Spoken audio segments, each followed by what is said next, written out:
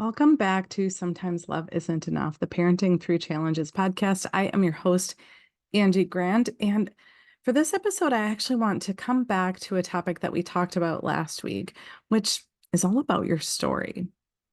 So, we as humans have a story. I have a story about who I am. And my story is based on so many different things. It's based on my experiences that I had as a young child, the relationships that I had, the energy that I was around as a kid. My story is based on the shadow aspects of my human design and the gift aspects too, right? Not all of my story is bad and not all of it is good. It's a mix of both. And I imagine that it's the same for you. But the story that we tell about who and how we are, I think a couple of really powerful things about that. One, I mentioned in last week's episode that we have the power to change our story. If you tell a story that you're too shy to go on a date, well, you can change that, right? You could take active steps to release that anxiety, perhaps use EFT or try a different approach, or, right, there's so many things that you could do to change that story about who you are. But when we continue to tell the same story over and over and over again, we believe it. So that idea of being too shy, right? Perhaps you're somebody who, when you were younger, you were told that you were too shy. Perhaps you were told that you were too quiet or so meek or something like that. I know that I was. I know that I was given so much feedback about being so quiet and shy my entire life. But, and there are a few parts of my design, a few major parts that lead to the idea that I'm more likely to withdraw. But withdrawal doesn't mean never socialize, never interact, never put yourself out there. However, as a very young child, I created a story about myself that I'm too shy. And I held true to that story like a binky, like my security blanket, that it was part of my identity, part of who I am. And I held true to that, being too shy to speak. And here I am with a podcast. And a year and a half in, I have now a mini podcast, I have a video podcast, and I'm a coach and a speech language pathologist. But I didn't just magically come to all of these things. I had to change my story because shy Angie wouldn't have done all of those things. So when I was younger, I held, and I'm sharing all of this to paint the story about how we have the power to change our story. So when I was younger, I held true to this belief that I was too shy. I'll often tell people that, when I was 21, 22, of the age where we were all going out to, the local bars and things like that, that I would often sit at a table in the back of the bar. And my friends, would come over by me. One friend would come over and hang out for a while, and then they'd go off and socialize. And then another friend would come over and hang out for a while, and they'd go off and socialize. And after a while of being there, I might end up out on the dance floor after a lot of coaxing, but then I'd go right back to my table at the back of the bar. And this was my comfort zone. It's where I felt comfortable because I had this strongly held story that I'm too shy. This story that I created, I look back at where it came from, right? I have a 2-4 or a 2-5 profile. I don't know why I said 2-4. So I know so many people are 2-4s, but I have a 2-5 profile. And what that means in human design is that two, it's actually called a hermit, right? Which could be easily perceived as being shy, right? But hermit doesn't mean you're always hiding out. What hermit means is that when you're called out, you have these beautiful gifts to share, and they come very naturally to you. And after you've shared your gifts, then it is necessary to preserve your energy to retreat. and to be a bit of a hermit. And then when your gifts are called out again, you share them willingly and you shine. And I see that in myself now, but I didn't before. I never would have put myself in a position where I could shine because, well, I had this identity that I was so shy. And there was no way that I was ever going to be the one to like volunteer at class. You know, in high school, I think about I was the one who never volunteered, but I was often called on because because I am very bright, right? And I'm not saying that to boast. I'm saying that as a two profile. When I'm called on, when any two profile is called on, you have this beautiful gift to really shine. And it isn't that way for all of the profiles. It's a special energy that comes with that too.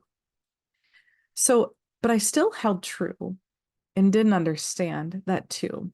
The five part of my profile, so I said I'm a 2-5. The five also likes to retreat. It likes to like hold its cards close to its chest, as I would say. It likes to be a little bit reserved, a little bit closed off, because that five is a leadership energy.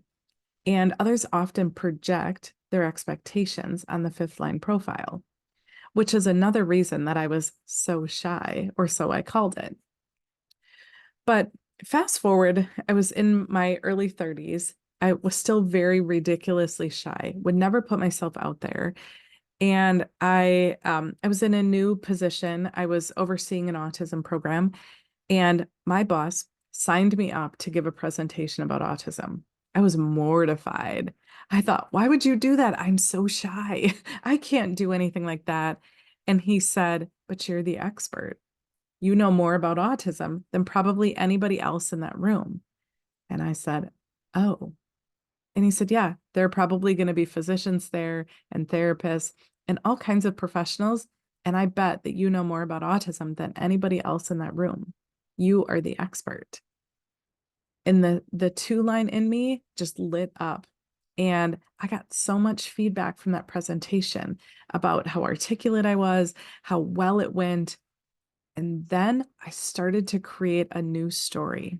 It was from that moment where I was called out as a second line profile that I started to create a new story, a new belief about who I am. And I thought, wow, so maybe I'm not all that shy. Maybe I'm only shy in some circumstances, right? So then I started to create a new, still limiting story, right? But I from that one little bit of feedback, I started to create a new story. But this idea of creating a new story can go so many different ways, right? I could have also gotten feedback from that same boss or from somebody else about, you know what, you probably shouldn't be presenting because you're so shy, which would have strengthened my story, my belief that I wasn't capable. But that isn't the way my story went. And so I took that one presentation and my boss signed me up for another one. And I thought, okay, I feel prepared. I know what I'm going to say. I didn't die the last time. And I started to build this belief, this confidence that I'm capable and that I'm not so shy. And each presentation that I gave after that, that presentation over the next couple of years, I presented, I don't know, probably dozens of times over the next few years as I was part of this autism program, which created this very strong belief that I have something important to say, that I have the ability to help others learn a concept that I feel so passionate about that maybe they want to know. They just haven't found the right way to learn about it or to access the information they wanted to access. And so I share this story about me because those presentations led to me getting excited about presenting, getting excited about connecting with people after the presentation, right? It grew from there. It grew from me feeling like, okay, well, I can be outgoing when I present, but then I'm still very shy to no, actually, I love the connection that this presentation creates for others, that I get to connect with others and learn about them and share more of my knowledge that I've gained in all the time that I've spent in this field. And that then led to the next thing and the next thing and the next thing. But I didn't start that way. I started with a very strong belief about who I was. And so I I want you to embrace this concept that what if the story that you tell about yourself, it isn't true? What if all the things that you believe about how you weren't good enough when you were a kid, or that you weren't brave enough to stand up for yourself against the bullies when you were younger, or that you weren't loved enough for your parents to stay together, or you weren't valuable enough for your dad to give you attention instead of working endless hours?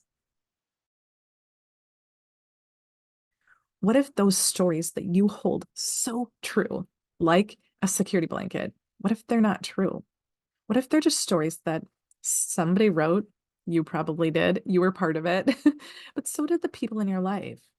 The feedback that you get creates that story that we hold on to, that we believe, that we carry around with us, like luggage that we don't want anymore, but we still keep dragging it to the next situation, the next situation, the next situation. What would happen if you stopped believing that story? What would happen if you let it go? I know recently I had someone who I care so much about. I had asked that same question. What would happen if you stopped believing the story about who you are? And the response was, I don't know if I would know who I am. And I think, what an exciting thing. What an exciting adventure to jump into with just total openness, total possibility of the potential of who you can be. I know that that can be scary, but our human design gives us some insights about that.